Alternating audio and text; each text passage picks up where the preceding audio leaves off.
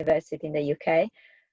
And I want to thank everyone else who responded enthusiastically to my call for an open and frank discussion on racism in university. So I thank the CMS In Touch team for hosting and supporting the infrastructure of the event.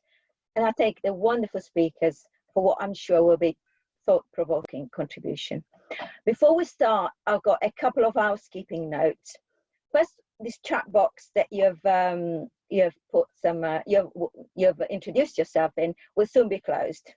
We do so to avoid distraction to the speakers, but there will be a Q&A session after all speakers have offered their contribution, and you will be able to post your question by clicking the Q&A box on your Zoom screen.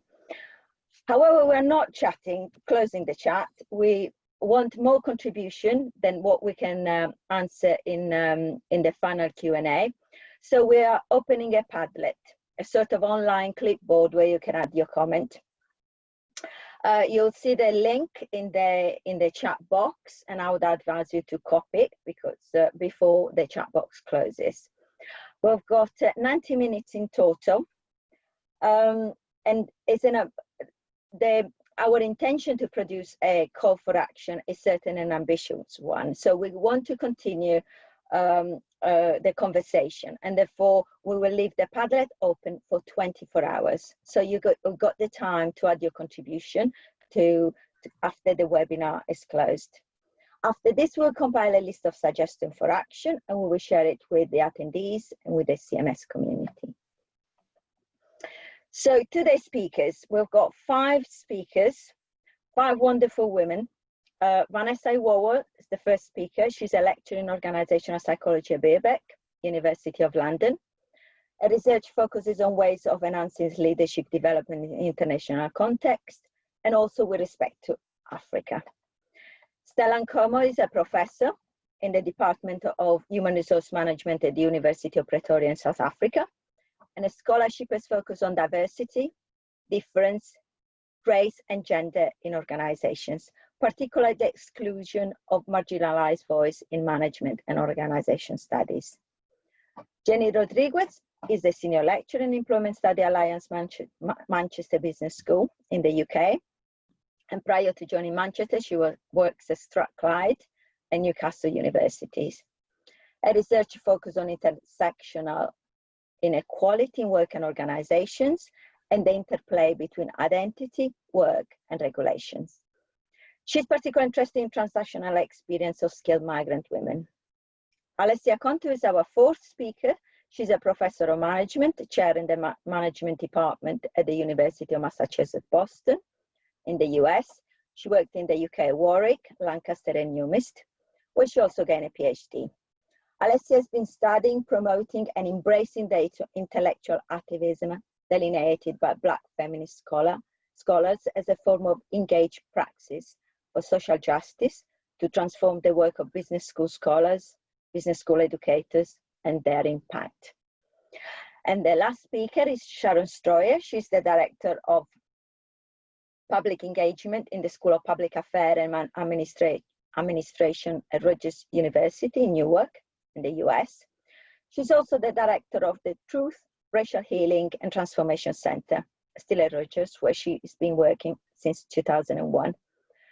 Sharon is a trained racial healing circle practitioner, and she trains racial healing circle practitioners in diverse sectors to incorporate healing into their everyday practices. Sharon has served on national panels, facilitated workshops, written articles about building relationships and changing narratives among people from diverse backgrounds. I'm aware we've got only possibly now 85 minutes, but I want to spend a few words to introduce this seminar before I pass on to the speakers. I'm mindful that we are living in a time of crisis. Beyond the pandemic, in whichever societies we will be living in a post-pandemic time, we are currently experiencing a crisis that affects the foundation of our democratic systems, of institutions such as governments and universities. I feel that our systems of knowledge and the nice boundaries of our paradigms whatever. They are critical, post-structuralist, post-positivist. They are breaking down. I often ask myself, are we actually prepared as institutions to educate the new generation of citizens? In business and management school in particular, are we actually prepared, or possibly better, should we be prepared to teach our students to understand privilege, white privilege, class privilege? We need new tools to bring together what is happening in our societies now with the world of education and the world of work. Some people, the lack of work. Where experiences arise in nationalism, fascism, also encouraged by the action of some political leaders. Equally, social movements such as Black Lives Matter are gaining widespread support outside of the more traditionalist activist circle, among sports organizations, among corporations and academic institutions. But sometimes I feel we might be catching up with society. As many of you will know, and we've got 2 colleagues that are joining us from the States, yesterday and today in the US, colleagues are participating in the scholar strike. It started as an hashtag set up by Anti-Blackness, a professor of religious studies and Africana studies at the University of Pennsylvania, and was co-organized with historian Kevin Gannon from Grandview University. A Black woman and a white man working together. As Anti-Blackness stated, we can no longer sit quietly anti-state violence against communities of color. I continue quoting her. It is of crucial importance for those of us in higher education to take a stand in solidarity with our students and the communities we serve. The ongoing strike in the US is taking the form of a pause in teaching and administrative duties, as staff are invited to join a public teaching on police brutality, racism, white supremacy, and other racial issues. So I'll go back to a question I asked earlier. Are we actually preparing the next generation of citizens if we don't engage with these issues in our teaching? There are 2 aspects that make it important for us within university to fight racism. One is fighting racism is actually about education. We fight through educating. We need to educate our students. We shouldn't leave the education of students on matter of racism to specialist department. It's not enough. There are not enough people learning. And 2, universities are elitist institutions. They are characterized by systemic inequalities, by institutionalized racism, machismo, classism, ableism. I can't pronounce words that finish it with ism, and I put so many in my presentations. Anyway, university produce a system in which people of color are treated differently than white people, students and staff. Faculty members, professional service colleagues of color do not achieve the same level of seniority than white colleagues. They also experience a high amount of what we call casual racism every day. As a white person, I cannot speak for my Black colleagues. I can only take a stand with Black colleagues and Black students, colleagues of color and students of color. I can educate myself on issue of race, racism, and white privilege. I can learn to use this knowledge to do anti-racist action and call racism out. I cannot do mistakes along the way, but as we stand, we are producing a system in which the wins of some correspond to the losses of others. The way I feel, we need to stop violence with care. We need to address our responsibilities for racism while focusing on our political action. While focusing our political action on our colleagues and students of color. I feel we need to do what Sarah Ahmed suggests. We need to turn both towards and away from whiteness. We need to understand whiteness to move away from it. So I want to conclude with a few questions. Where are we going and where do we want to go? How can we work together? Which tools can we use? What knowledge do we need? And because I'm not qualified to speak for others, for everybody else, I now invite our speaker to share their thoughts.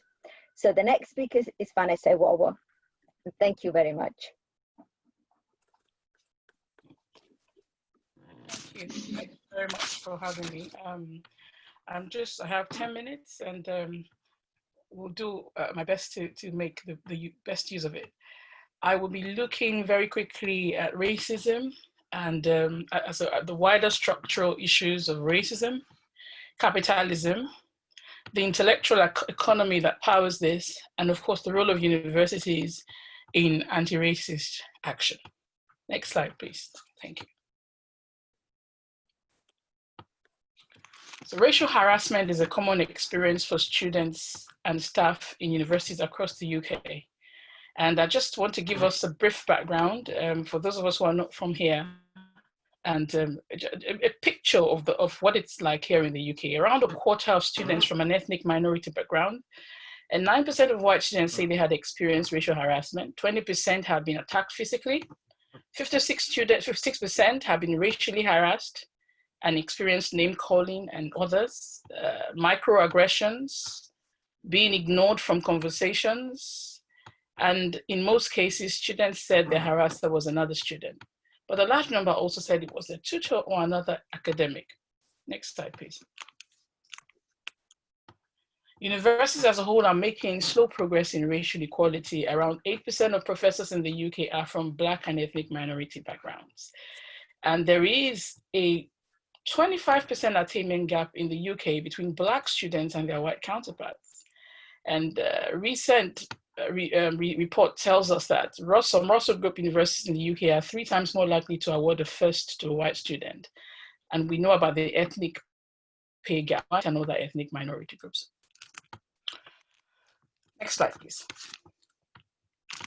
So very quickly, I'm just going to be going over what I think is the structure, what I've called the anatomy of racism, in order to help us understand and understand the frame and chart a better a map or a route that would help us as we proceed. You know, where I come from originally, which is Africa, and we have a saying: if you don't know where you are going, you will not know. If you don't know where you're coming from, you won't know where you're going. And I think it's very important to note that the root of Black and white racism, of course, there are other forms of racism, but you know, with all of the recent events and the traction that the BLM is gathering, I have decided to focus a bit more on Black and white racism here in my presentation, and I know that my colleagues will also expand the discussion. So the root of white and Black racism is exploitation. I think it's very important to understand that it's exploitation. And we know that this exploitation is rooted in predatory capitalism. So I'm going to be looking at predatory capitalism, the intellectual economy that has powered this predatory capitalism, of which we as academics and universities, as elite institutions, have played a massive role. I'm going to be looking at epistemic intentionality, or what I call racialized ignorance, very quickly visiting white privilege, and of course, what we can do as academics. Next slide, please. So exploitation, of course, began with the commodification of Black bodies.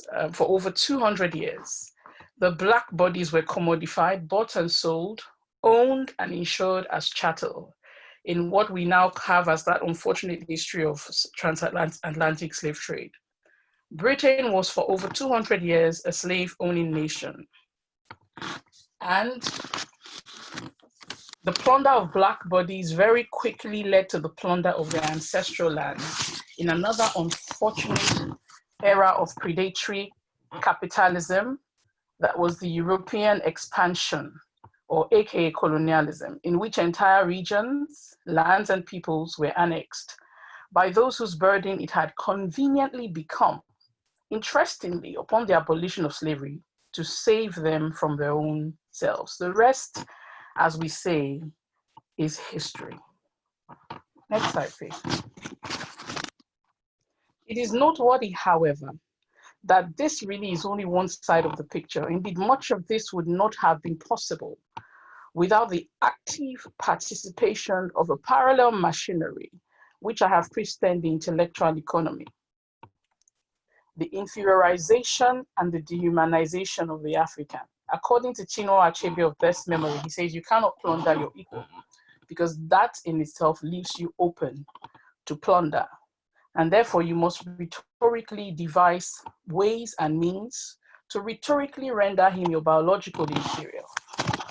And so, in the case of slavery, you can buy and insure him as chattel and own and sell him purely as property.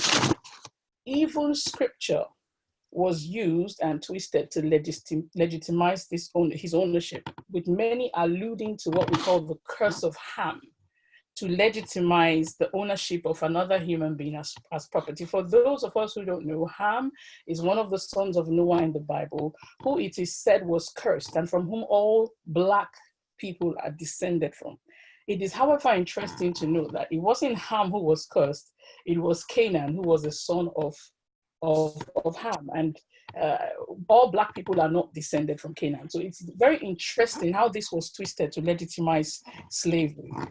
In the case of colonialism, you also had to inferiorize and dehumanize the African by first calling him savage and primitive and uncivilized, so that you could then go ahead to civilize him and bear the burden of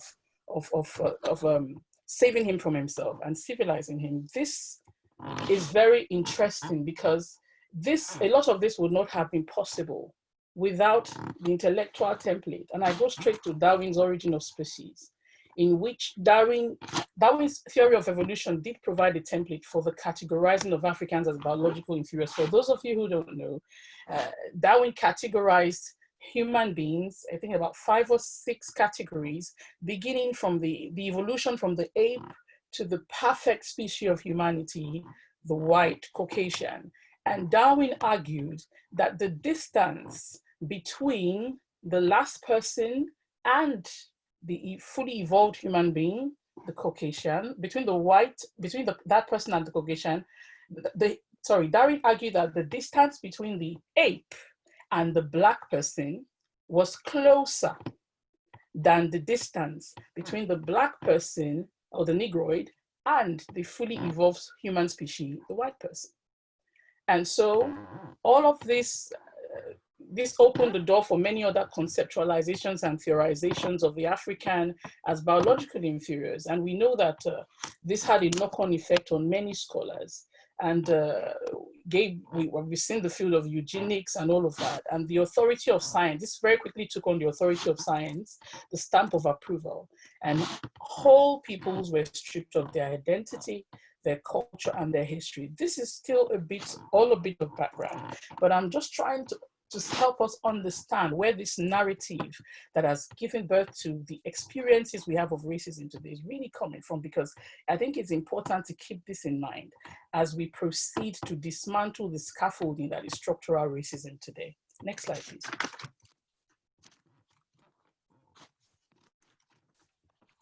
It is important that in history and the narrative of history, it's important to note that the politics of history has been very favorable to the narrative of abolition. Here in the UK, children taught very early in the history curriculum that the UK ended slavery.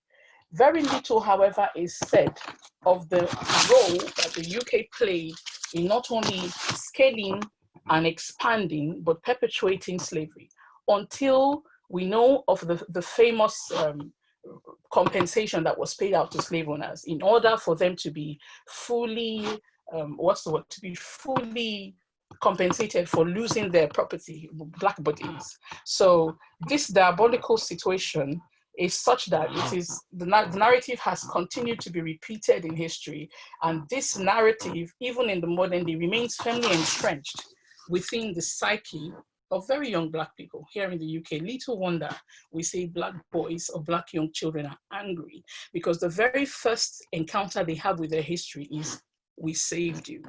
Next slide, please.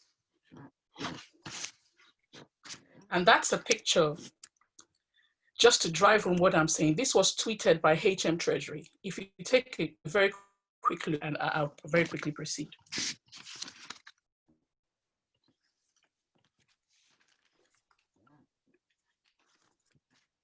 All right, can we go back, please? Can we go back? That slide itself typifies the historical amnesia that is rife in Britain. We remember that we saved you, but we do not remember or even acknowledge the huge role we played in the expansion of slavery. And even that picture tweeted, I think in 2018, is saying to, I mean, is telling the public how taxpayers' money saved or paid not those people who were descendants of slaves themselves, but those people who formerly owned them. Up to 2015, this debt was settled in 2015. And this romanticization of abolition is at par with the romanticization of empire, because in the rhetoric of empire, again, we talk about Great Britain and how great the empire was and how the sun never sets on the British Empire. And all of that imperialist narrativization of history has led to historical amnesia and selective recollection. This on its own has led to reluctance to engage with the full history. And this racialized ignorance has become epistemic intentionality, and there is a lack of racial sensitivity generally here in Britain. And this is something that, this is the reason that racism is yet to be fully tackled head on, because people wonder, why are Black people so angry? And there is Black Lives Matter, and there's the hashtag All Lives Matter. And it's almost like All Lives Matter is trying to undermine the Black Lives Matter movement. And then you have to go on LinkedIn and other platforms to say, look, we're not saying all lives don't matter. We are saying that Black lives have been treated historically like they do not matter. And so it's important to stress this. Next slide, please. So the lack of education about Black history and Britain's role in it undermines sensibilities around racial prejudice, and there is collective ignorance. I believe this has given room for intellectual racism to thrive unchallenged, and those who experience this microaggressions are the hardest hit of all. Next slide, please. So refusal to engage equals refusal to reflect.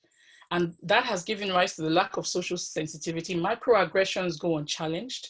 Structural inequalities persist, prejudices go unchecked, there's a collective blindsiding, privilege is further entrenched, racism continues to be institutionalized as a direct consequence of this, there is symbolic violence done to Black bodies, and of course, systemic disempowerment and lack of attainment. So can we very quickly go to the slide on what we ought to do?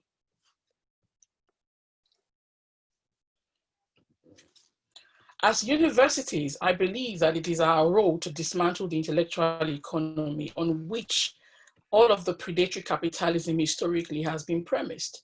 There must be a readiness to engage. We must be ready to expose ourselves to the knowledge of the past and do the emotional labor. As educators, we must reflect and acknowledge our place and our responsibility as knowledge creators who possess the power to inform thought processes, shape perspective, and influence thinking on this very important matter. And finally, we must interrogate our processes as institutions to identify those that unfairly discriminate and unfairly discriminate some and unduly privilege others. Thank you very much for listening.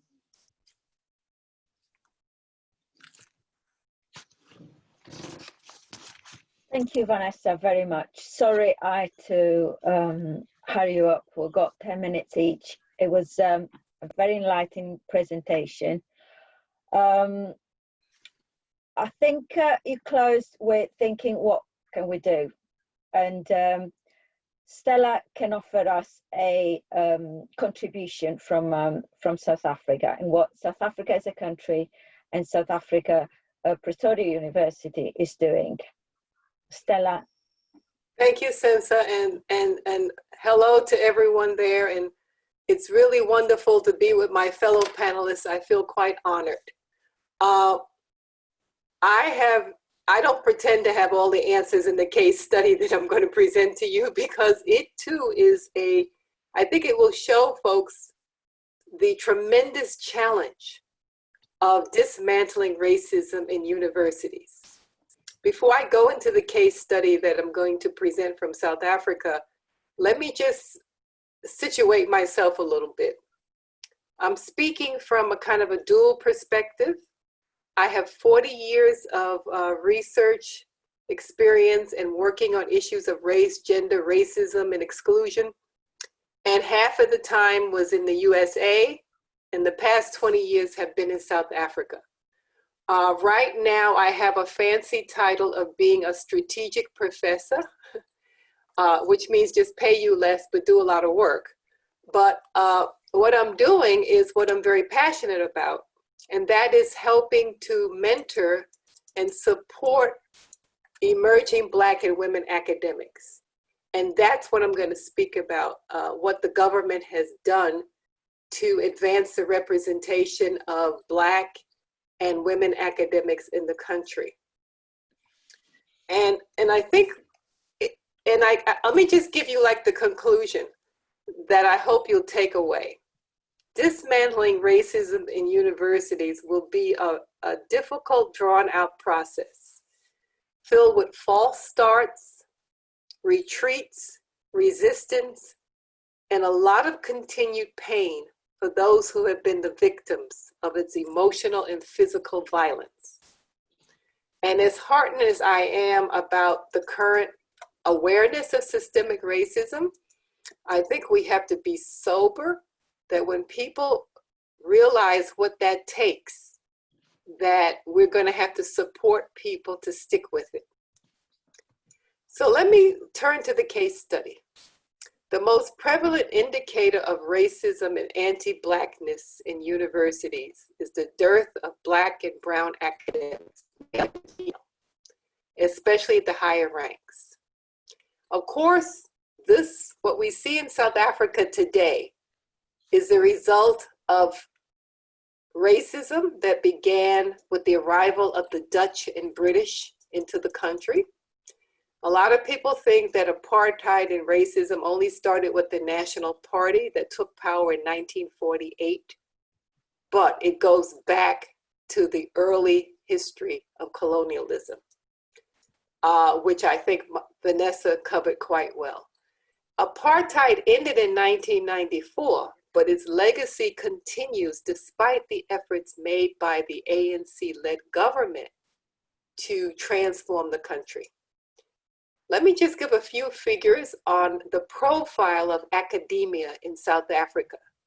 In 2017, white academics made up 47% of the instructional and research staff, even though whites are only 8% of the population.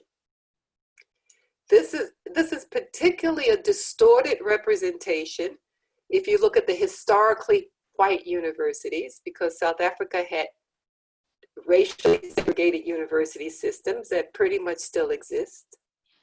In the white-only institutions, for example, where I am, the University of Pretoria, whites represent over 70% of the academic profile. When you look at gender, it's a little bit better. Women comprise 25%, but it's mostly white academics, white female academics. They have a greater representation than all African, colored, and Indian female academics combined.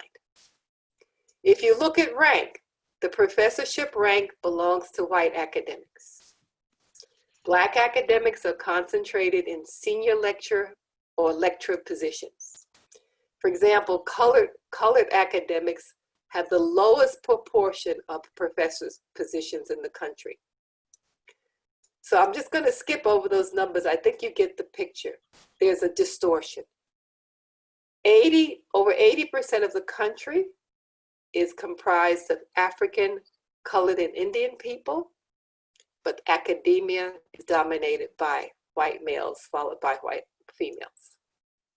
And the problem even goes to postgraduate education. And so who's able to get a doctorate?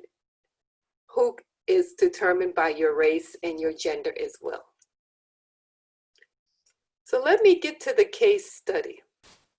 And I think what makes this case study troubling, is the word I'll use, is that we don't have the issue that you have maybe currently in the US and the UK, where we're also having to deal with resistance from the national government. The ANC-led government has been committed to transforming the racial systemic racism since when it was a liberation movement, and that is continued today. But despite all of the legislation, despite a constitution that was written to incorporate the idea of addressing systemic racism and transforming the country to remove structures of domination, we are still struggling with how to get transformation done. Now, in relationship to universities, the Department of Higher Education and Training has put in place 2 national programs aimed at changing the face of the professorate, to changing the academic profile. And I just want to talk about these programs because I think that if you're going to look at changing representation, there are important lessons to learn from what the government has done here.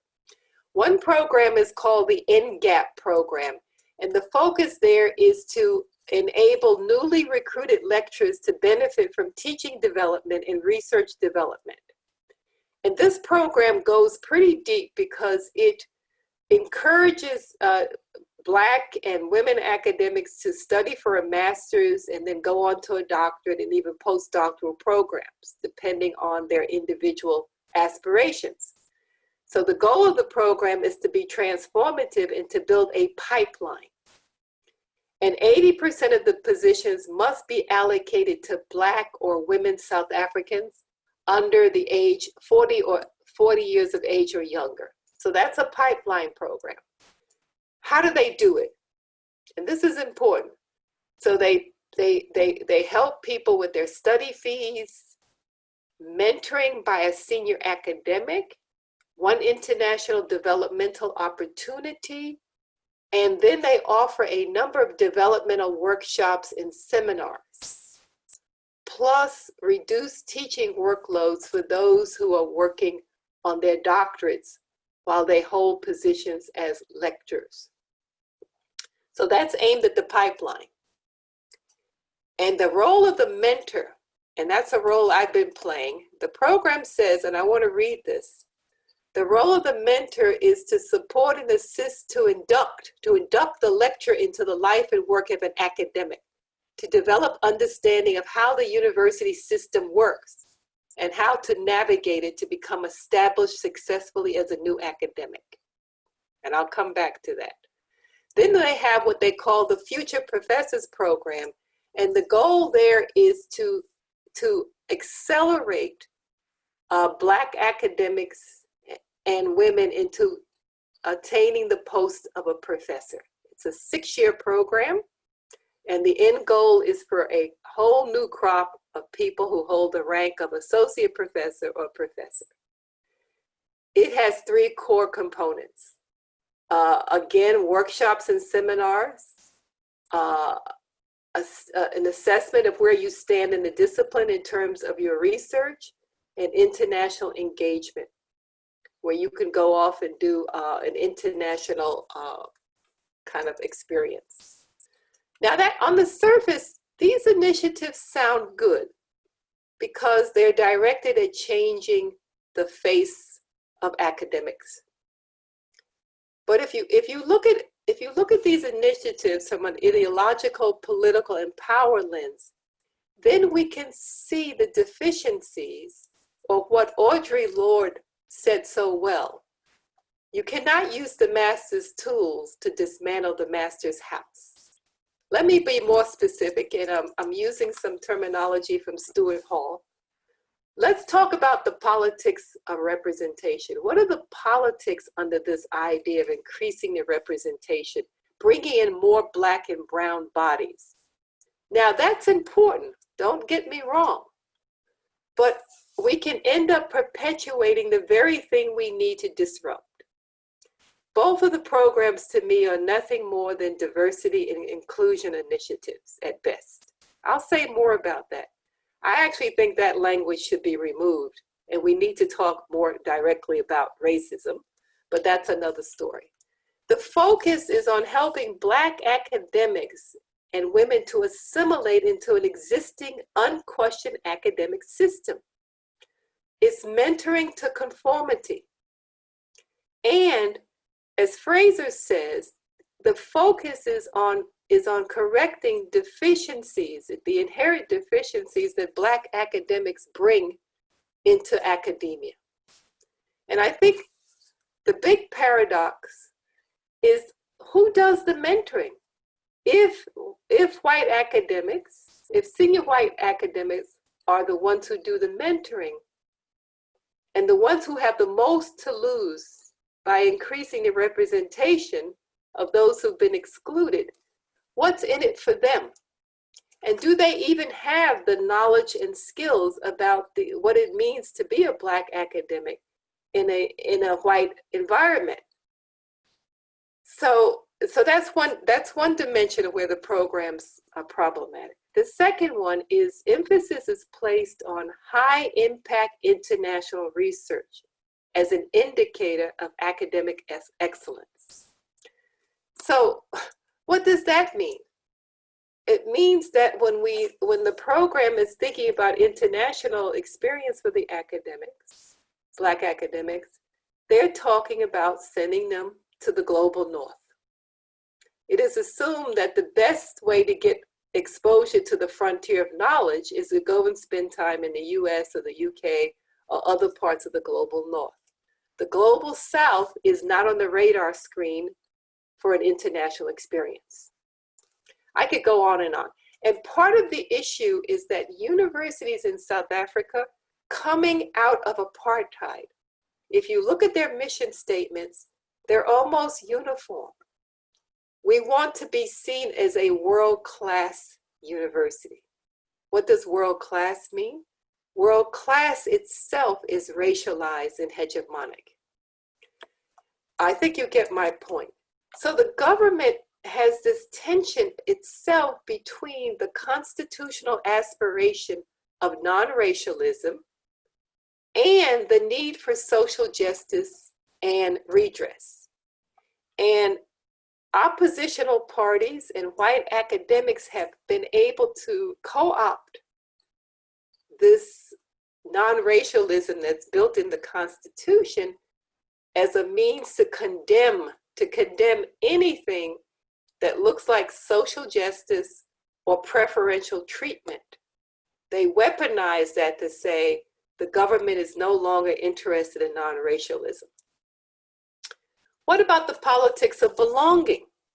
The program may bring in more Black people or more Black bodies into the university, but not their knowledge, not their worldviews, or their ways of knowing. Those are still marginalized and devalued. So once they enter the universities, these young, talented Black academics collide with a system that has deeply embedded practices. You know, in terms of everything, decisions for appointments, promotion, workloads, curriculum, etc. I'm mindful of the time. And what's interesting about South Africa, when I came here 20 years ago, the confluence of racism with what I call the hierarchy of being a professor. Professors hold the highest power in the institution. And combined with the racism and the fact that Black academics are in the lower ranks, that is a deadly combination. So what are the implications of this? What are the learnings that I've taken away that I'd like to share with you? There are 6 of them. Number 1, the pursuit of Black representation is important but not sufficient. Redress and social justice must be part of the goals. The second thing is, there's so much focus on the Black and women emerging academics. We must focus more on white dominance of universities. What do I mean by that? We must focus on the development and education of white people. The developmental need there is learning about whiteness, white supremacy. What is the work that they need to do without becoming paralyzed? To the extent that they're agents of racism, either covertly or overtly, they have to be part of the solution. Making clear the roles and responsibilities of white academics and leaders is critical to dismantling racism. And as Vanessa said, all courses on racism and race must be mandatory for all students at the university. We have to interrupt the ignorance about race or the innocence about race. And I've always thought for my entire academic career, why do we treat the topic of race and racism as non-theoretical and not worthy as a subject matter, and we wait for people to learn it colloquially? Number 3, we need to have frank and brave conversations about racism, systemic racism, white supremacy.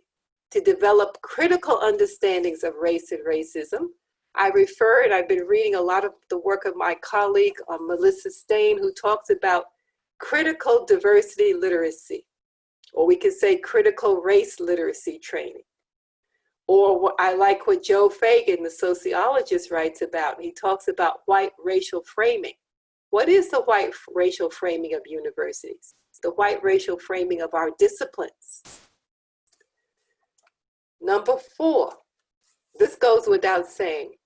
If you change representation, but you don't decolonize knowledge, there will not be true transformation. So decolonization of knowledge has to be part of the process of dismantling racism. Number 5, we need to have collective mapping. Collective mapping, what I mean by this has to be like a democratic, all-involving process of systematically surfacing the ways in which the taken for granted, normalized academic systems and practices entrench racism. I tried to start this exercise in my faculty to ask every department to sit down and do a mapping of all the policies and practices and to begin to think how these actually exclude certain people. And that's a difficult task to get people to do. So we need to do that. What are the practices that generate and perpetuate racism? And getting them to look not just in the university, but what are the macro social forces that get us to where we are today? I'm almost done. Number 6, and this is where I really am trying to work and push my own thinking. You know, it's not enough to reveal the systemic racism in universities. I think for us and those who want to see a change, we have to also theorize the otherwise. What are the otherwise practices? And I think we have to talk more about what does deracialization mean? What does it mean intellectually? What does it mean practically? And I think it means imagining and creating emancipatory non-racial universities that free all of us from the strictures of systemic racism and other systems of oppression. So even though I focus on race, people have to understand the connections. But I believe that this is the most difficult dimension of dismantling racism. I think it's easy to say what you're against and what the problem is, but what is the alternative? So if we had the opportunity to create a deracialized, a non-racialized university, a priori, what would we invent? What would it look like? And what's hard about it, I think, we're moving into unknown territory because none of us have ever lived in a world without racism. I've never worked in a university without racism. So we still have much to do. And I'll end there. Thank you.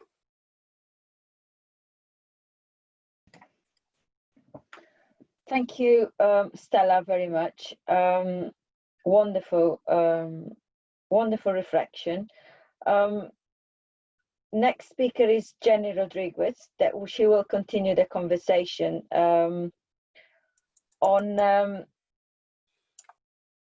directions or possibilities. Jenny.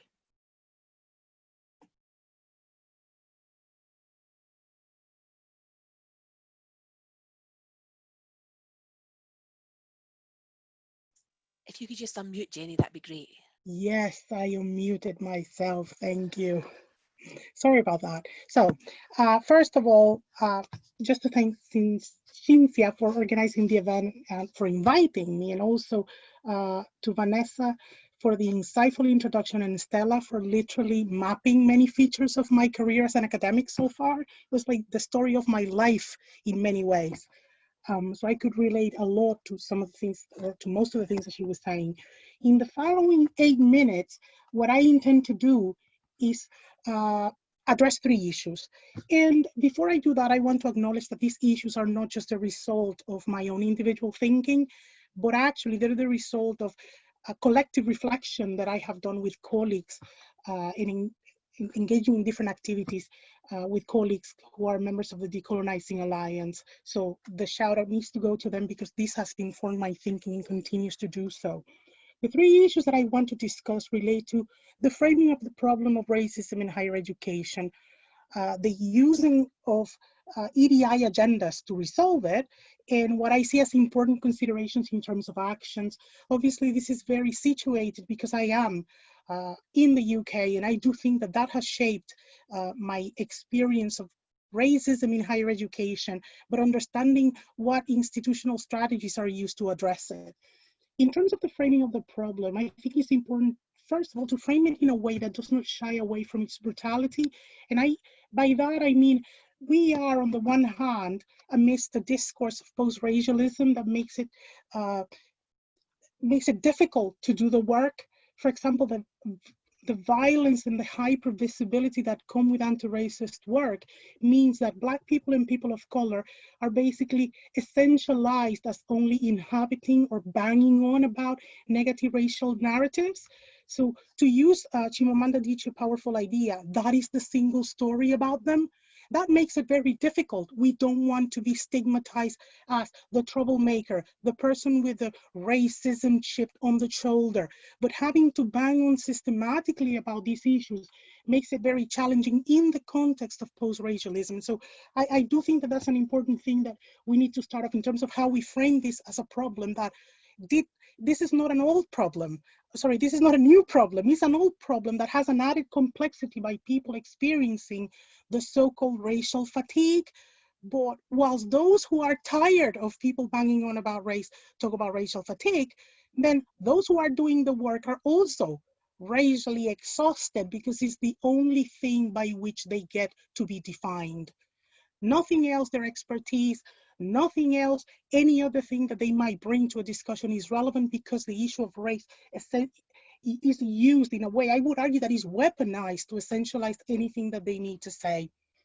On the other hand, there's also the institutional approach, which I think on the one hand relies too much on metrics. And I'll explain a little bit of that. And on the second hand, relies too much on procedural appropriateness to tackle it. The issue of metrics primarily, I think, reinforced calling out as opposed to acting up. And that is a nudge to my colleagues from the BARC Collective on their superb piece about the business school is racist, which was published in Organization back in July. I do think that we need to understand that the structural dimensions of racism are overlooked because there's too much focus on, well, representation. How many people do we have? How many BAME students do we have? How many BAME academics do we have? How's progression? But only counting numbers is not going to resolve all of the other aspects related to racialized behaviors and also racist actions. And in many ways, this environment, which is racially violent. Also, there's the issue of credentialism, and that's linked to procedural appropriateness. Because the focus, for example, on race equality charter and everyone wanting some sort of I don't know, Olympics medal, everyone wants that gold, overlooks the devil of in the detail. The deficit model thinking has not gone away. And so any action is then deemed tokenistic because that is the way the problem or how the problem is being framed. Also, we need to consider that higher education is broader than just the pedagogic element. We focus a lot on students, and I think we give a free pass to other things that happen in academia that are also reproducing racialized and racist logics. An example that comes to mind that is outside the direct employment relationship or the classroom is the issue of conferences. So we need to think more broadly about where is this problem taking place? How is it being perpetuated? How is it being reproduced? By who, in what circumstances? So we understand the multi-layered characteristics of it. The second point I wanted to make was about EDI as the solution. And I think that a lot of institutions in higher education have taken EDI as where it's at. Everything is about, we need to think about how to include inequality and the issue of diversity. Well, I take a very negative view to this because EDI sits at the core of some agenda of integration. And I agree with Stokely Carmichael in the brilliant piece, What We Want. Integration is a subterfuge for the maintenance of white supremacy. We need to appreciate that the whole EDI approach of tackling racism, in a way, does not disrupt whiteness, but looks to accommodate to it, or accommodate things like white fragility and white guilt. And it somehow reinforces the idea that racial violence can be addressed by harmonious dialogue or learning that diversity is good and we should love each other. This idea of also that it serves the purpose of forgiveness. Those who misbehave end up taking an EDI training. Even more so institutionally, when all of us working in higher education have had to take EDI training. So institutionally, there isn't a problem. The problem of racist behavior is the racist bad apple out there. And so singularizing it that way overlooks what Stella was talking about, particularly in relation to institutional racism. Because if we say that everyone has received trainings, hence nothing should be happening, we are assuming that there must be someone who's just so bad that they didn't get it, but that everything is okay otherwise. The third point that I wanted to make was related to concrete actions. And in terms of concrete action, I think I have more reflections and considerations. Stella talked about this issue of doing the work in a way that framed it probably more articulately than I will. But I think concrete actions must consider who should do the work and on what terms. Anti-racist thinking is disruptive. Can those who benefit from it disrupt? And that is a question that for me is fundamental. On the one hand, I think that, but on the other hand, there's this issue of the importance of allyship that cannot be overlooked. What I perhaps would think is that we should not be framing this in relation to acceptable institutional logics, because that's one of the issues also that we face in terms of who should be doing what. Committees should be doing what. Committees that are established, they're formalized, and so they're accepted into logics that are not disruptive. So no one wants to hear the word white supremacy because they might think you're accusing them of being members of the KKK. And one of the issues in relation to that is that those need to be destigmatized. And that would be my second point. We don't need to ask for permission to be anti-racist. And I think that this idea of meaningful change or transformational change needs to start by naming and not justifying white supremacy and white privilege.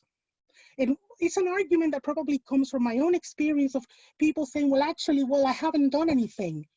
Well, they have lived something where things have been done to others. And so that's also the issue of understanding complicity. Also, changes must reflect different levels of action. Issues at the structural level, it's true, staff, recruitment, progression, issue of the pedagogical level, content. The decolonizing agenda is very strong on the pedagogical front to allow voices to shape the discussions. But also we need to understand what form that takes. When we talk about the structural element, I always ask the question, how many communities that tackle racism have a large proportion of students? Because I've participated in communities like those and they're like the student or two students.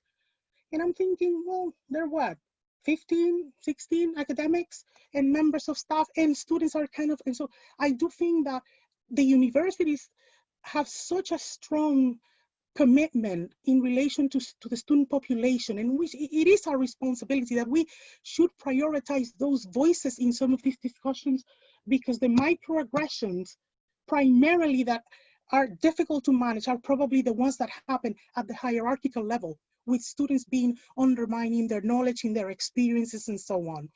The last point that I wanted to make is that we shouldn't focus on easy wins. It's not sufficient to present stats about non-white representation.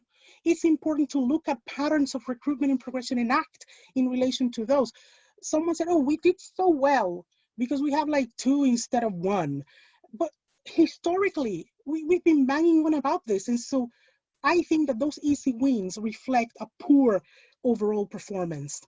Similarly, in the way we conduct, for example, issues such as reviews of programs, I think, and that's more concretely linked to how we address this pedagogically, for example.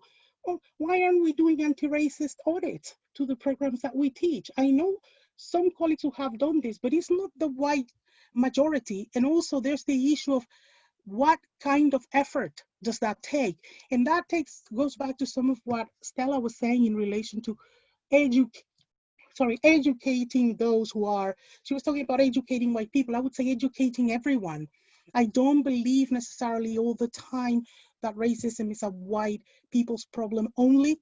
I've always banged on about the issue of brown complicity, this idea of those who benefit also from white privilege by association, by having the right mentors, whatever. We need to think about more, in a more nuanced way about this. So I think that I have used more than 8 minutes, so I will leave it at that. Thank you. And thank you very much, Jenny. I think we have to move to the next speaker, but we'll have an opportunity to bring all together. So Alessia Conto is the next speaker.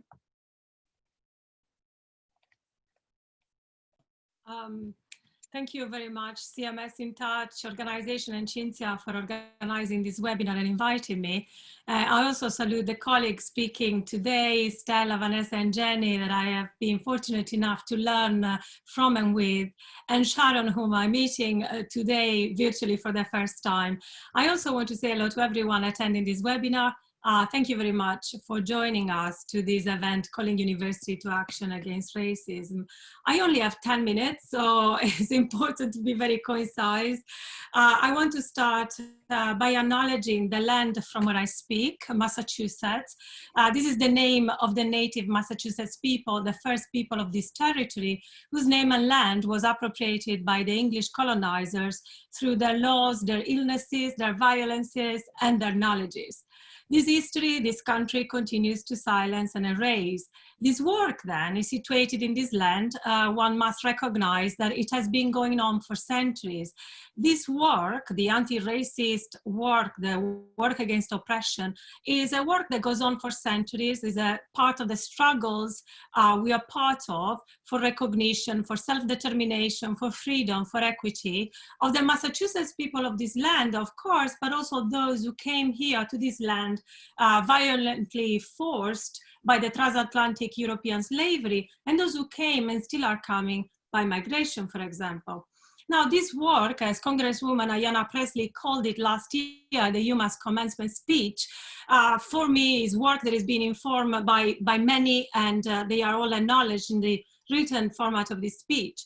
Now, let me just, following on what all my colleagues have already initiated discussing and bringing to your attention. I mean, the university, of course, is an institution, and especially the business school and business education, and an institution that needs to be rethought and reimagined and transformed radically. Many here today are already part of this process, which is a process that today, however, I'm going to concentrate on specifically as this attention to work against racism, which demands a reflection and theorizing in practice. In other words, it is a praxis, it is multidimensional, available and urgent in all the makeup, our everyday practices. So it is about our teaching, it is about our research, our admin service work internally, but also externally in the community and in the profession.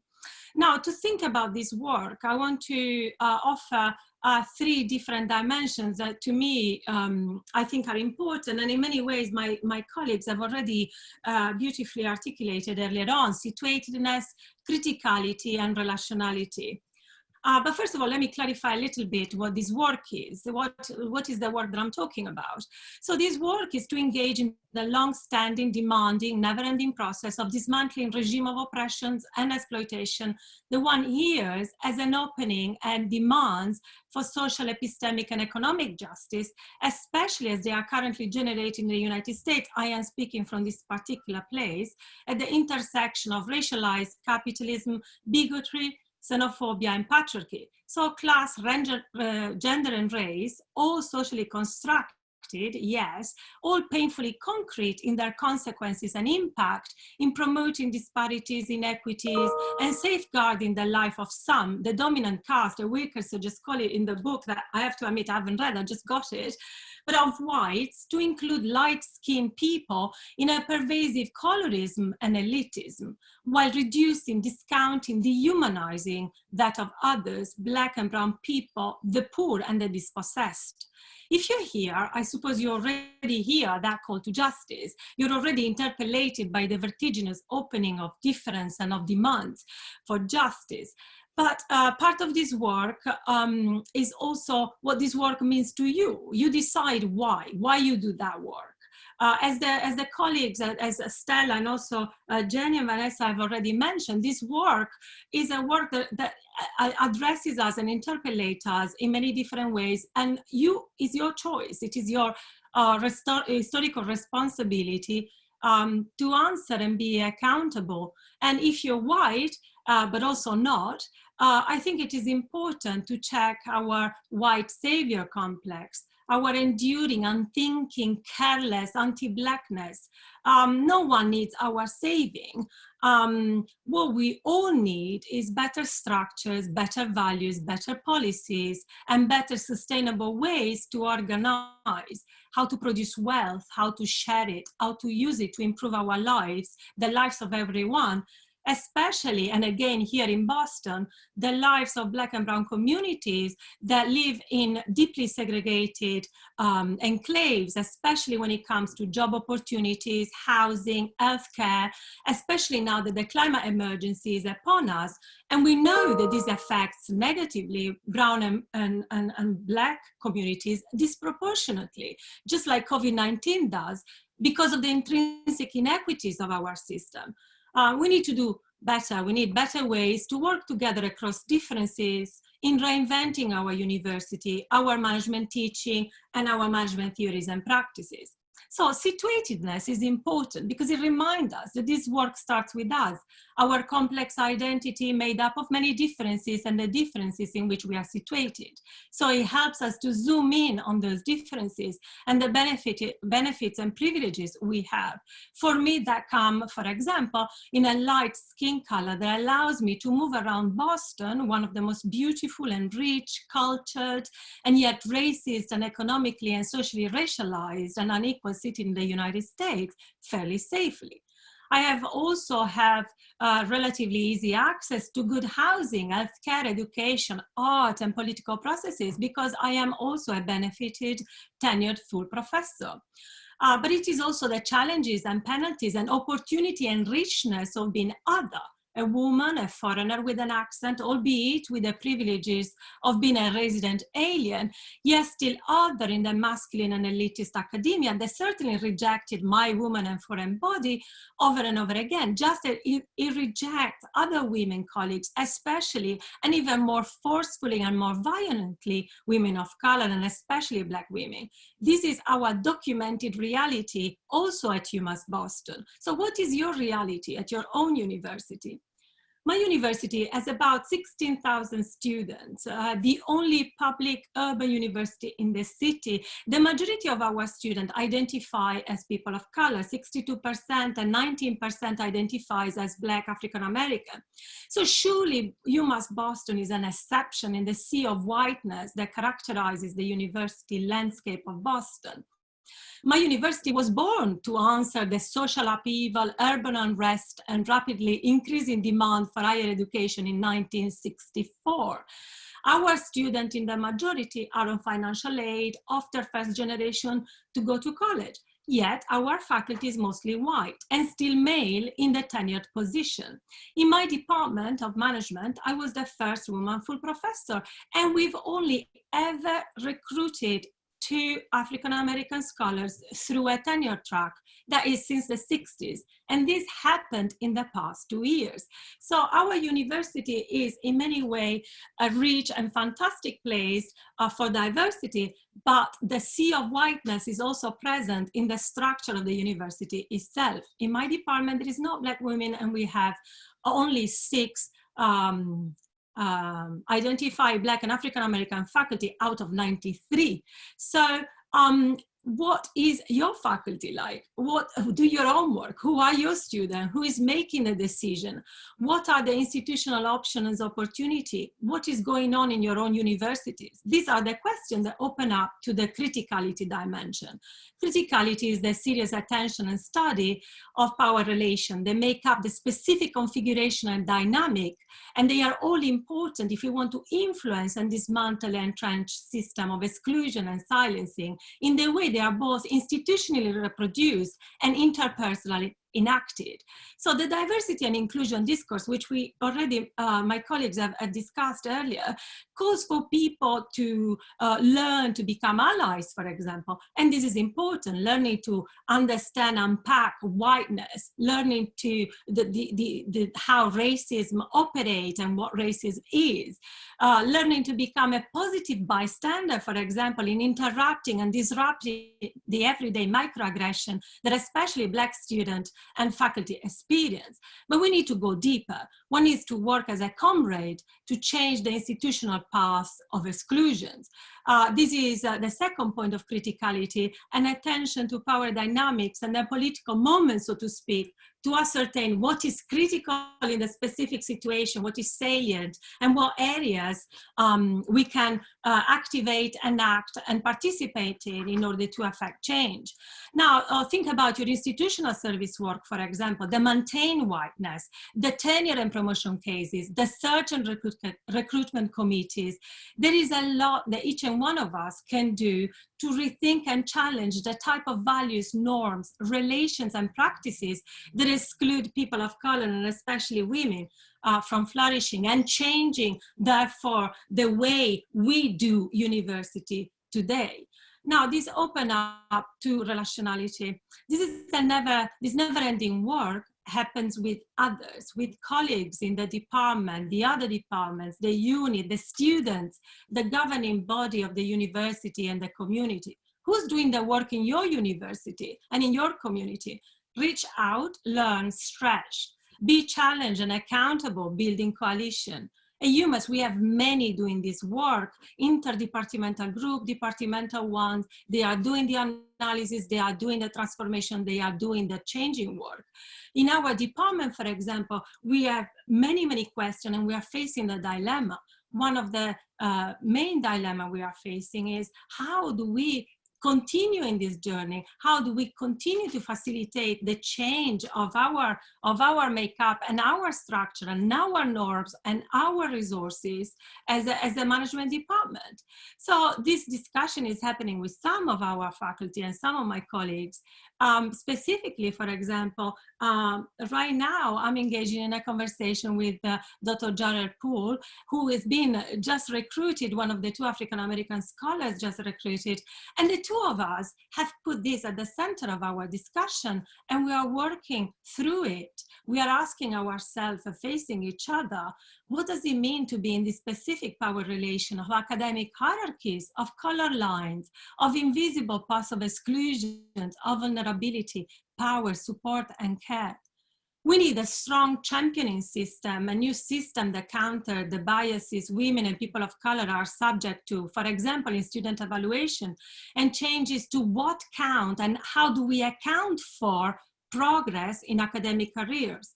All this is and should be up for grab and included in the discussion. And I have to say, at UMass Boston, there are enclaves where this work, this kind of opening and this kind of hard work is actually happening. Now, how do we build coalition and response to the need of our students?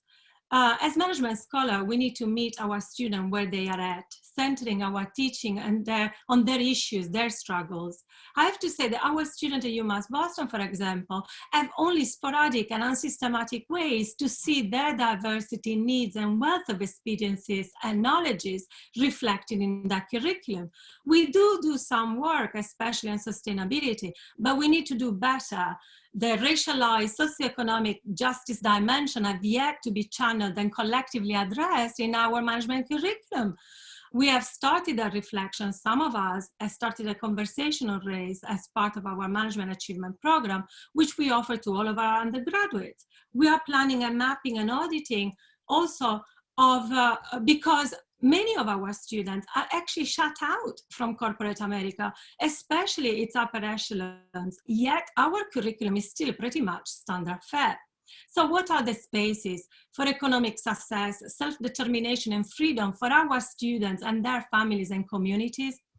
Lately, I've been immensely inspired by the work of Professor Leon Prieto and Simon Phipps. Their book offers an historical analysis of African-American business history, and it has opened my eyes on African-American management knowledge, experiences, and principle that is of great importance to our students.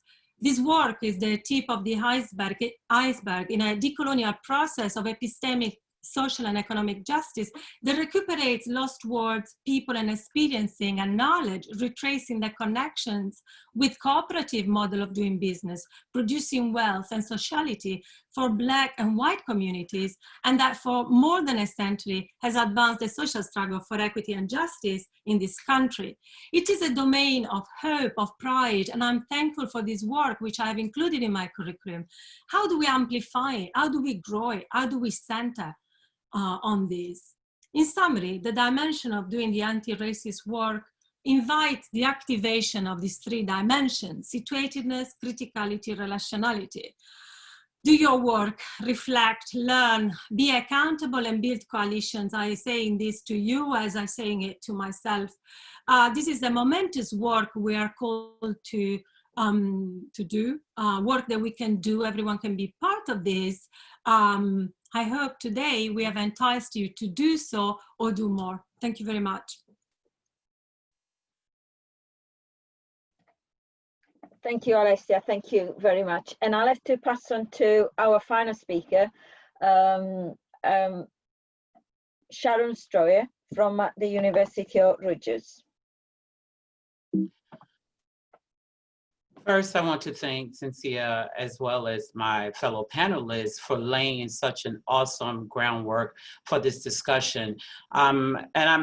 Cynthia was very strategic about the order, because my presentation really is really about summing up as to what do you do? How do you do this type of work? Based on everything from Vanessa to Acelia is really what Rutgers University Newark, our mission focuses on. So we consider ourselves an anchor institution, and we're located in the city of Newark, New Jersey. Historically, when you ask about the city of Newark, it is the largest city in the state of New Jersey. People usually have something negative to say, or even to say, oh my God, you work in the city of Newark. Like, are you afraid? Or are you afraid to send your children or your students there? So when our chancellor, Nancy Cantor, came here in 2014, she was extremely intentional about Rutgers University Newark, not just in Newark, but of Newark. Next slide. And so Rutgers University Newark is part of the system, Rutgers, the State University of New Jersey, which is the state's largest system. It was chartered in, being mindful, it was chartered in 1766, before the Declaration of Independence was signed. We have 4 different locations: Newark, Camden, and recently a medical complex, the Rutgers Biomedical and Health Science System Science Center, in 2013. We've $1 million sponsored research grants. We are a Research One institution as the system. But Rutgers is named after Henry Rutgers. He was a philanthropist that owned slaves. In 2016, when we decided to, in our 250th year anniversary, the faculty in the New Brunswick location wrote a book and a series of articles called Scarlet and Black, highlighting the history of Rutgers, the institution. Even, for example, Sojourner Truth was owned by the first president at Rutgers University. July 1st, 2020, we have inaugurated our first Black president, Jonathan Holloway. So 250 years later, we are at a place where we have a Black president who actually his history and his research expertise is on history of African-American slavery, discrimination, racism, and institutional structural racism. So we have a president that comes in with a background as to what my learned colleagues spoke about earlier. Next slide. When we talk about in and of Newark, I want to give some historical context about the city of Newark. The city of Newark was chartered in 1666. The city is over 350 years old. It has a long history of migration and immigration. Germans, African Americans, Puerto Rican, Italian, Irish, Dominican Republic, Hispanic, European, major immigration and migration into the city. We experienced a huge industrial boom during the 1800s. If you really wanted to come into the area for opportunity, Newark was your first stop on the way to New York and other areas. Well, in the early 1940s, right after World War II, we started seeing what we consider white flight, where those individuals that lived in the city moved into suburban areas. They built highways in the middle of the city that separated residents and communities. I appreciate Alessia's comment about the original owners of the land. For example, our university hospital, the best trauma teaching hospital, displaced 150 African-American residents, completely disrupted communities without any permission, eminent domain, and built the hospital. So our institution acknowledges the land that it stands on. And as you look at some of the data that is about the city of Newark, we are currently experiencing we've been experiencing a renaissance. However, COVID-19 has definitely impacted the city of Newark. But one of the things that I want to highlight is the wealth gap in the state of New Jersey. State of New Jersey is one of the oldest, was part of the original colonies, but it was also the last state to abolish slavery. This wealth gap is based on 2018, where the residents in the state of New Jersey income wealth is $309,000. Latinos is $7,020. If you are Black, $5,900. The numbers, part of it is the goal of an anchor institution is to help transform the city. In 2006, 18% of the Newark residents had a post-secondary degree. I would like to think that some of the work that we have been doing, it has shown the increase in 2016, 32% of the Newark residents have a post-secondary degree. Newark, as well as many other cities, experienced riots in the 60s. We are still recovering from the riot or rebellion of 1967. Some people call it a riot, but when police brutality, redlining in housing districts, not being able to benefit from the GI Bill from World War II, whereas white officers received low-cost mortgages and free education. Those soldiers that lived here in the city did not have that same opportunity. So when you have those issues continually going on, was it really a riot, or was it just people that were sick and tired of being sick and tired and decided to rebel? Next slide. So in 2014, our chancellor came into the university, and one of the first things that she did was formed a coalition, what is called Anchor Institution Council, where she was able to get leaders from education, healthcare, corporate companies, arts and cultural institutions to be a part of a council to transform what the city of Newark is about. It is no longer being in the city of Newark. Prudential Insurance has been in the city of Newark for 140 years. It is definitely one of our biggest funders and supporters, but because of Prudential's history and commitment to the city of Newark, it helped bring in the headquarters for Audible, the headquarters for Panasonic, most recently the headquarters for Mars Wrigley. So the Anchor Institution Council meets together to talk about not just your institution and your goals, but what is best for the city of Newark.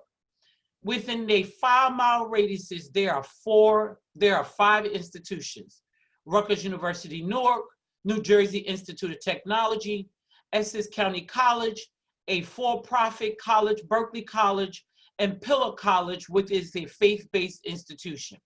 So all of these institutions have the ability, the opportunity to work with each other, to work with growing the number of students here in the city of Newark. Next slide. One of the first things, other things that she did when she first came was to do a listening tour, a series of charrettes with everyone: students, faculty, staff, community partners, donors, foundations.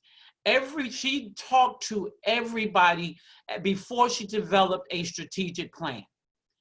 These priorities are the strategic plan for the institution. But these priorities are not just siloed. We are a state institution that is built on the same racial structure that my colleagues talked about, historical, institutional. But in the intentionality of these priorities are to be collaborative and cohesive, not to just work within faculty, but to work with faculty and staff, to work with faculty and students, to work with faculty, staff, students, and the community. So it is extremely important for us as an anchor institution to really understand what that means.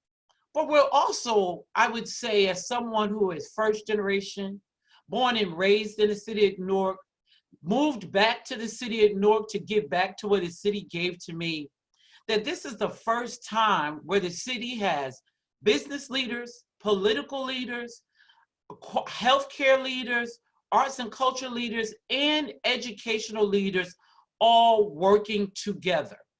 One of the things that one of our vice chancellors states all the time is that the mayor in the city of Newark, Ras Baraka, has Rutgers University Newark on speed dial whenever there is something that is new or needs to be developed. But that collaboration with the political, the legislative body in the city is extremely important for us as an institution. And the next slide. The next slide is just some of the highlights of the things that we are doing. I will highlight a couple of them.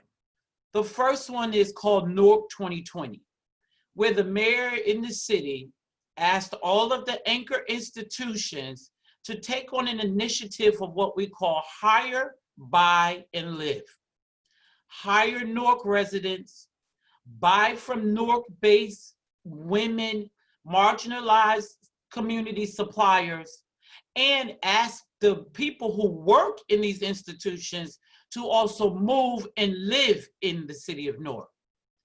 One of our initiatives for 2020 was to hire 220 Newark residents. Well, in 2019, we surpassed our goal by hiring 409 Newark residents.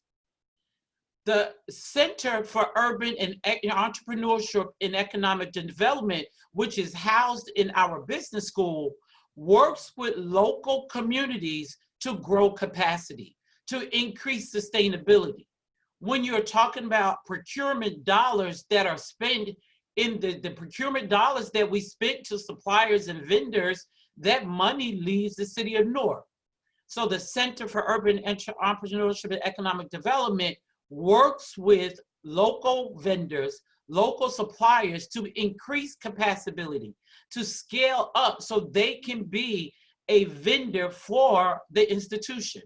As we are a state institution, we have a bid process. So it becomes extremely important for those organizations that are owned by Black and Brown individuals, that are owned by women, to be able to have access to those procurement dollars.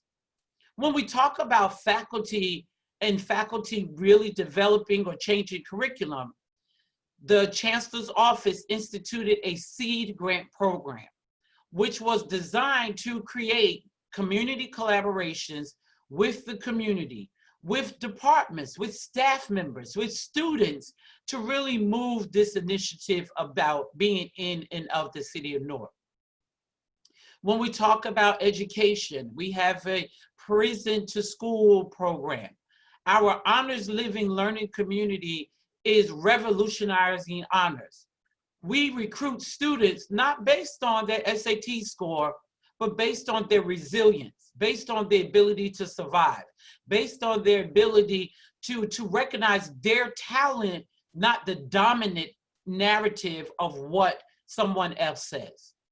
We also have Express Newark is a private partner collaboration where it is a residential facility.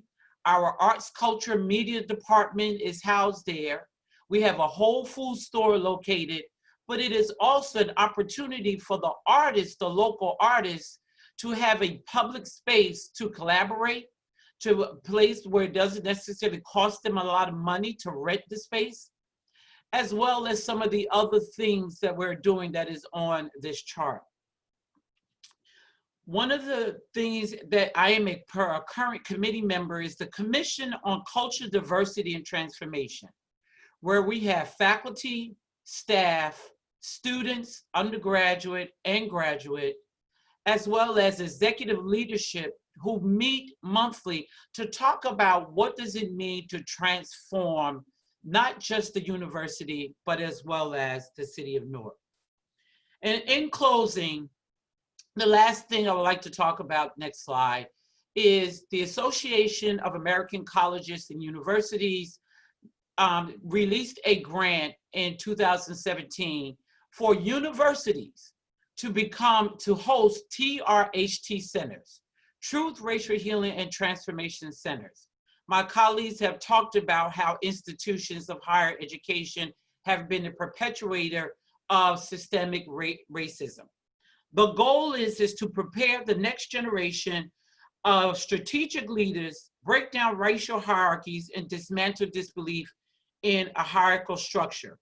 Part of my advisory committee are students from all backgrounds, undergraduate, graduate students, even undocumented students.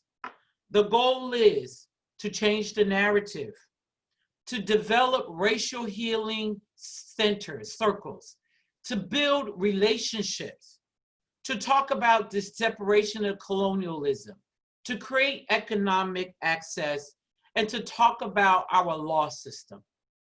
In closing, we're not there. We still have a long way to go, but this is just an example of some of the things that we can do as we lean in, As we listen and as we learn, it becomes extremely important for all of us, whether we're Black, white, brown, tenured staff, to be a part of the conversation. Otherwise, racism will continue. I want to thank the CMS, In Touch, and Cynthia for this opportunity. And thank you, Sharon. I need to apologize. I started hiring up colleagues, panelists, and then I felt really bad because the talks were so illuminating, so interesting, and it was very ungrateful task to do. So then I stopped hiring them up, and obviously we ran out of time. So I need to apologize to all the attendees. I think we've got time just for one more question, but I know that you're all interactive with the Padlet. You're putting comments, and thank you for that, and we will collect all those and share. So if there is any question for our panel, we are happy to take one question.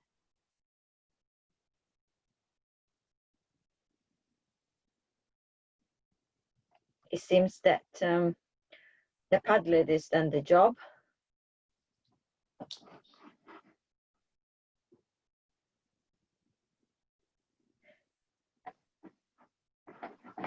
I might have a look. To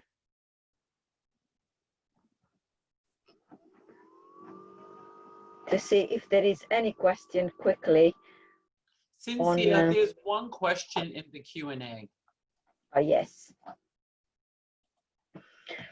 Okay, so we know that racism is deeply embedded in our thinking. What practical things can we do to share resources equitably as we attempt to change our structures and processes? Obviously, this is a very difficult question to address, and our panelists have already started thinking in those terms, but I wonder whether any of you want to come in. So what practical things can we do to share resources?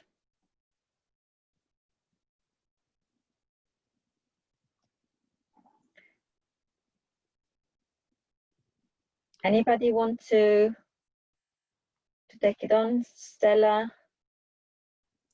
I'm not sure I'm not sure if I fully understand the question, but I think let's talk about what I'm saying in terms of bringing in young Black academics and sharing resources. It means you have to change the way faculty resources are allocated.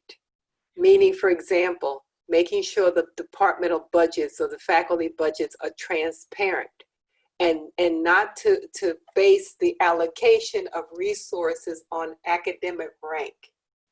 So it has to be transparent. It has to be geared towards the change that you want to have. In many universities and in departments, the budgets are kind of cloaked in mystery. Maybe I'm talking about South Africa. So resources means not based on the, Jenny talked about this, where you hide behind procedures, but you think about what are we trying to achieve, and you allocate the resources in terms of those goals. And I'm speaking from the point of view of academic representation, so that you're actually supporting, not just because by rank or what a person is researching, but you do it in a more egalitarian process. Yes, thank you, Stella. We've got another question. Given the wider statist context in which counter-racist work in the universities to take place, how far can it go? I'm not sure I understand why the statist context.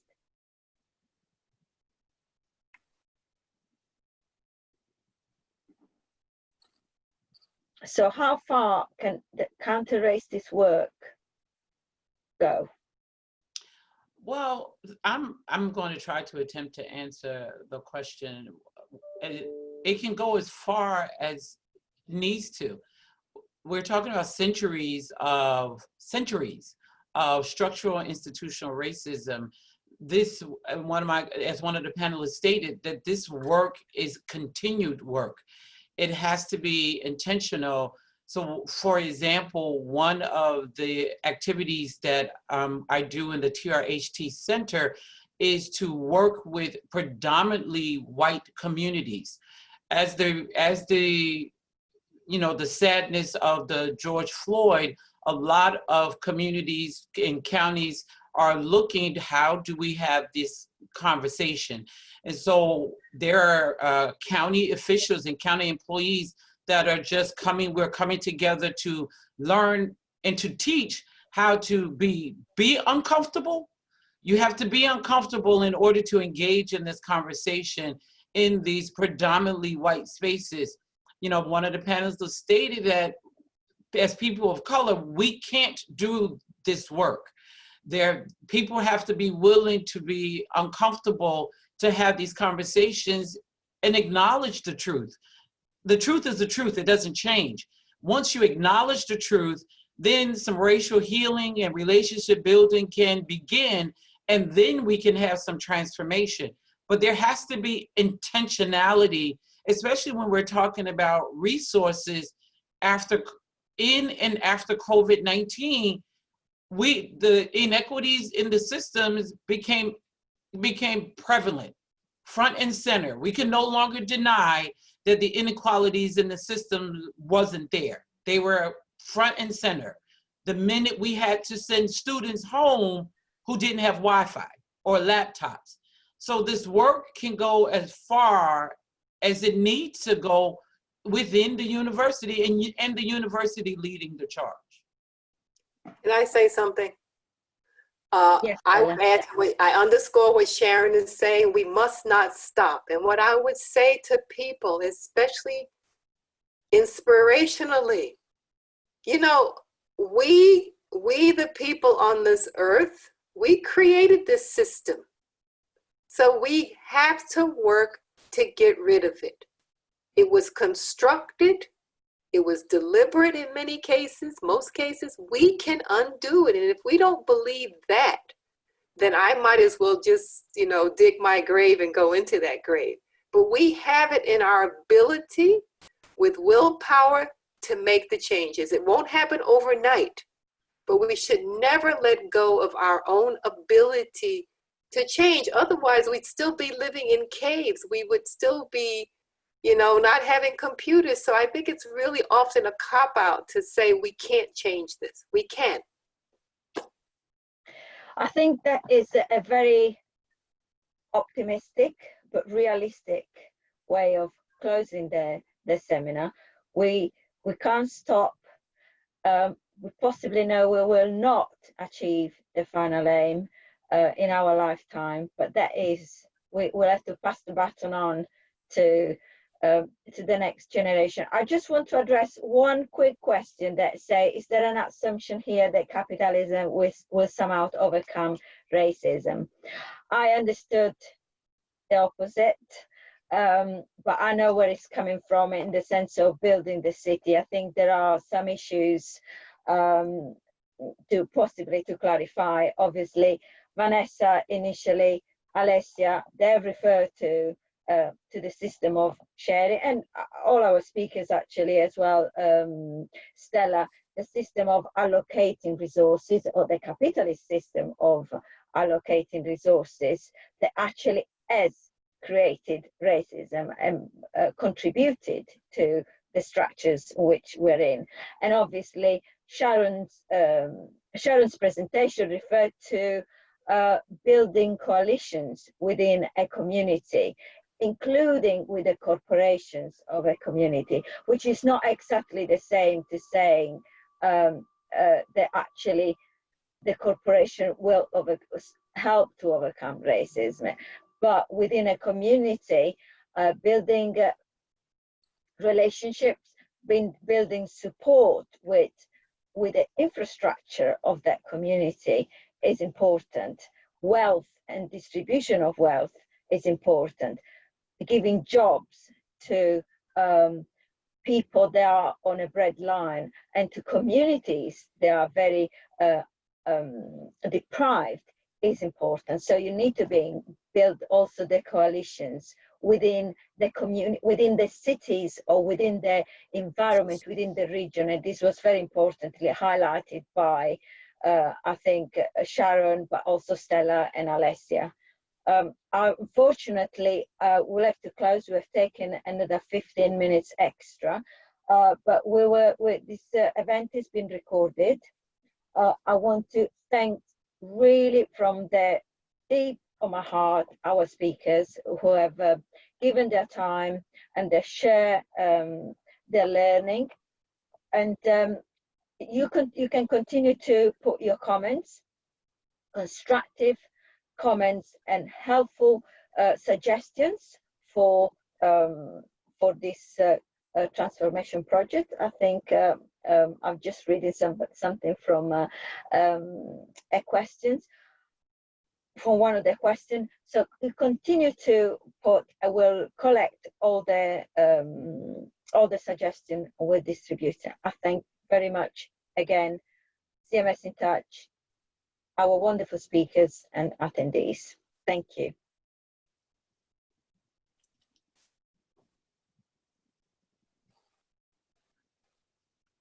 Just to say, we know there's a lot of questions there that are unanswered, but what we will be doing is we'll be putting those questions up anonymously on the Padlet, and we welcome everyone, our panelists and our attendees, to engage with those questions. And as Cinzia mentioned, we will be making sure that we collate and curate all the ideas together, and we'll be distributing that to the registered attendees and also on the CMS web list as well.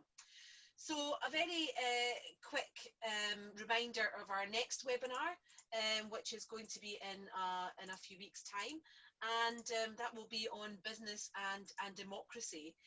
So you're welcome to attend. I've put the link in the chat, so please feel free to attend. As always, all our events are free and everyone is welcome. And likewise, if you have an event or a burning question or desire that you wish to share and discuss with the community, please give us an email at cmswebinars@gmail.com, or you can tweet us at CMS in Touch. But in the meantime, thank you again to all the speakers and to Cinzia, and we hope to see you all at our next webinar.